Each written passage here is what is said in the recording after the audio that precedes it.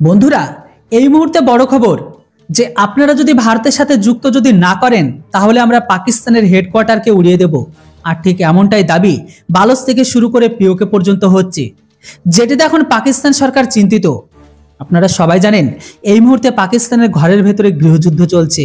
বালোচ, গিলগিট, বাল্টিস্তান আর সিন্ধ যারা পাকিস্তানের অত্যাচার থেকে যারা নিজেদেরকে আজাদ করতে চায়, সেখান থেকে তারা সরাসরি ভারতের সাথে যুক্ত হতে চায়। তারা আর পাকিস্তানের সরকারের কখনো গোলামি করতে চায় না।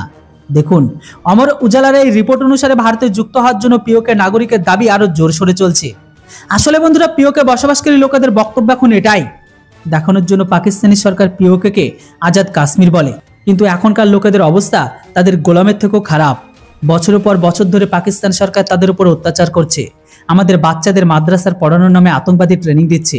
এই লোকগুলো আমাদের পুরো জমিকে খেয়ে ফেলেছে, আর না আমাদের বাইরে যেতে দেয়, আর না বাইরের কাউকে ভেতরে আসতে দেয়। এখানে আমরা কয়েদির মতো জীবন কাটাচ্ছি, কিন্তু এখন এটা সম্পূর্ণ সহ্যের বাইরে।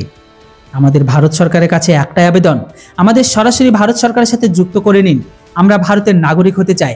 পাকিস্তানের গোলামি করা থেকে ভালো এখন এটাই আমরা ভারতের সাথে যুক্ত হতে চাই। কম করে আমাদের বাচ্চারা সুযোগ সুবিধা তো পাবে।